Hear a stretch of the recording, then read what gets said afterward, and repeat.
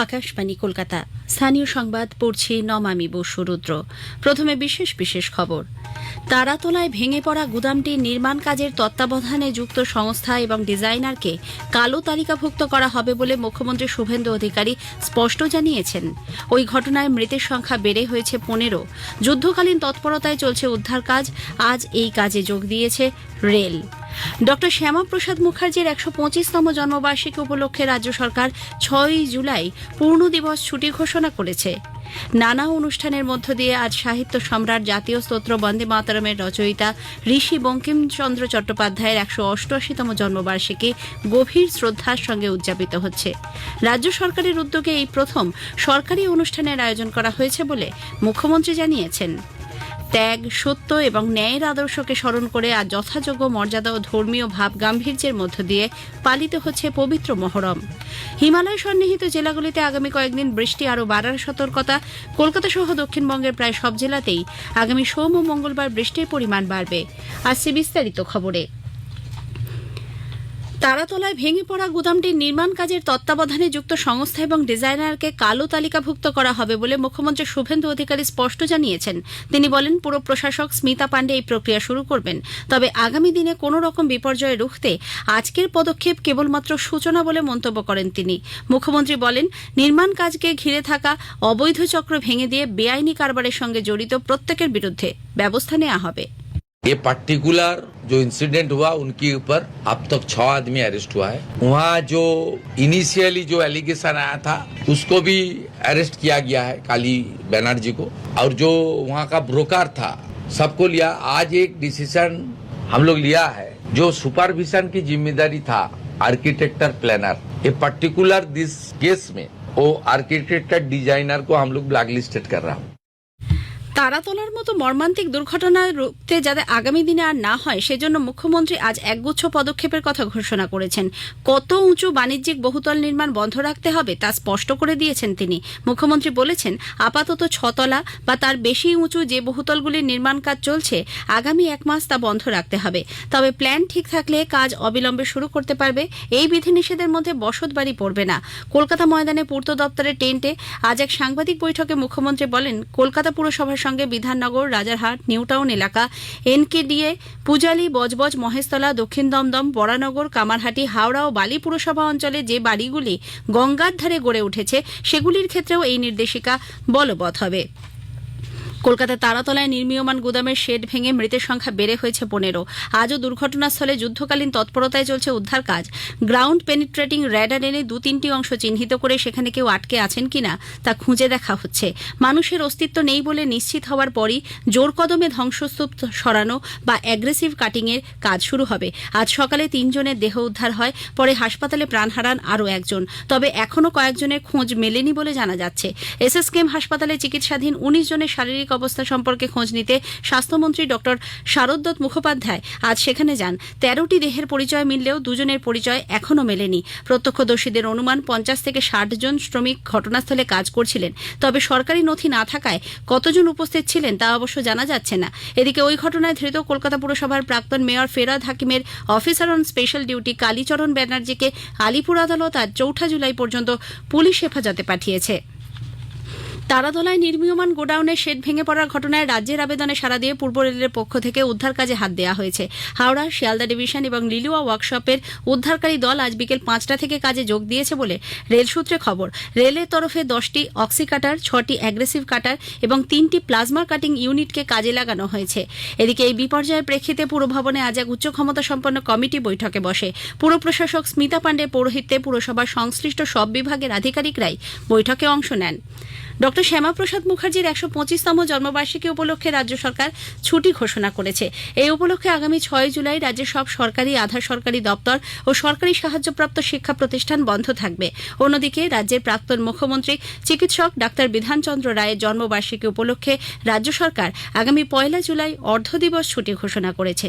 স্থানীয় সংবাদ শুনছেন আকাশবাণী কলকাতা কেন্দ্র থেকে। জন্মভিটায় সরকারি অনুষ্ঠানের আয়োজন করা হয়েছে বলে মুখ্যমন্ত্রী শুভেন্দু অধিকারী জানিয়েছেন।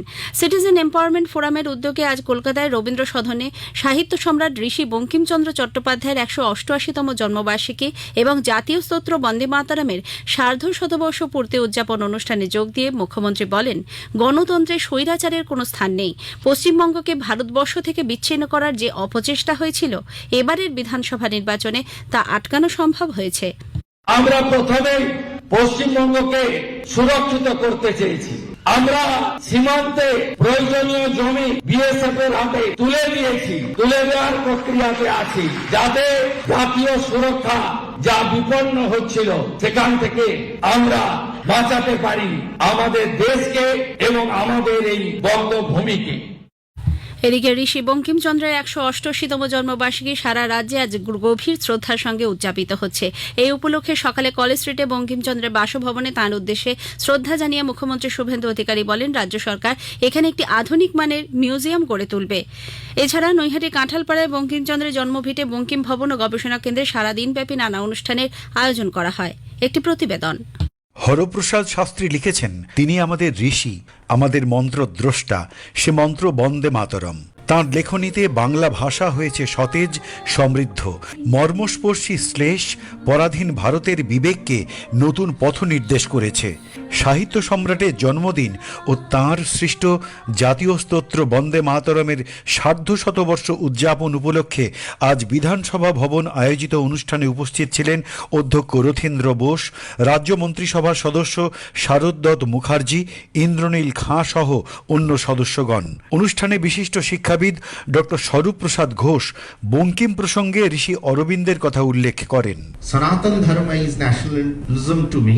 যে দেশ সেবায় নামবে তার মধ্যে আমিত্ব বিলীন হবে, এই অসুর নাশ তম নাশ সেটাই বোঝায়। সংস্কার ভারতী পশ্চিমবঙ্গ শাখার উদ্যোগে ভিক্টোরিয়া মেমোরিয়াল হলে আজ সন্ধ্যায় এক অনুষ্ঠানের আয়োজন করা হয়।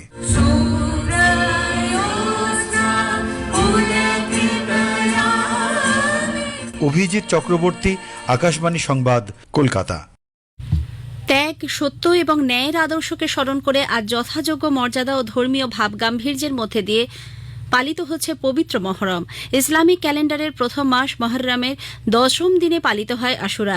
এই দিনে ইমাম হোসেনের কারবালার আত্মবলিদানকে স্মরণে রেখে আজ সারা রাজ্যের সঙ্গে কলকাতার বিভিন্ন প্রান্তে তাজিয়া নিয়ে শোক মিছিল বেরিয়েছে। আনোয়ার শাহ, টালিগঞ্জ, সূর্য সেন স্ট্রিট, রাজাবাজার, বেলেঘাটা, খিদিরপুর সহ একাধিক এলাকায় তাজিয়াকে কেন্দ্র করে হয়েছে জনসমাগম। কোন রকম অপ্রীতিকর পরিস্থিতি যাতে না হয় সেদিকে নজর দিতে আগেই বিশেষ নিরাপত্তা ব্যবস্থা জোরদার করেছে কলকাতা পুলিশ। উত্তরবঙ্গের হিমালয় সন্নিহিত জেলাগুলিতে লাগাতার ভারী বৃষ্টির পরেও ওই এলাকায় আগামী কয়েকদিনে বৃষ্টির পরিমাণ আরও বাড়ার সতর্কতা দেওয়া হয়েছে। ভারী থেকে অতি ভারী বৃষ্টির কারণে দার্জিলিং এবং কালিম্পং জেলায় ভূমিধসের সতর্কতাও থাকছে বলে আলিপুর আবহাওয়া দপ্তরের বিজ্ঞানী ডক্টর সৌরিশ বন্দ্যোপাধ্যায় আকাশবাণীকে জানিয়েছেন। উত্তরবঙ্গের ক্ষেত্রে আগামী 5 দিন বৃষ্টিপাত বেশি থাকবে।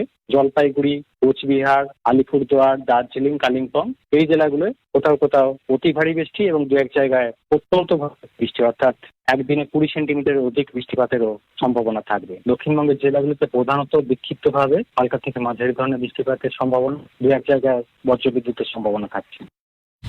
সুকান্তনগরের কাছে নিউ গড়িয়া এয়ারপোর্ট মেট্রো প্রকল্পের কাজের জন্য ইস্টার্ন মেট্রোপলিটন বাইপাসের চিংড়িঘাটা উড়ালপুল আজ থেকে 2 দফায় বন্ধ রাখার সিদ্ধান্ত নেওয়া হয়েছে। প্রথম দফায় আজ রাত 8টা থেকে 29 তারিখ সকাল 8টায় এবং দ্বিতীয় দফায় 3রা জুলাই রাত 8টা থেকে 6 জুলাই সকাল 8টা পর্যন্ত এই সেতু সম্পূর্ণ বন্ধ থাকবে।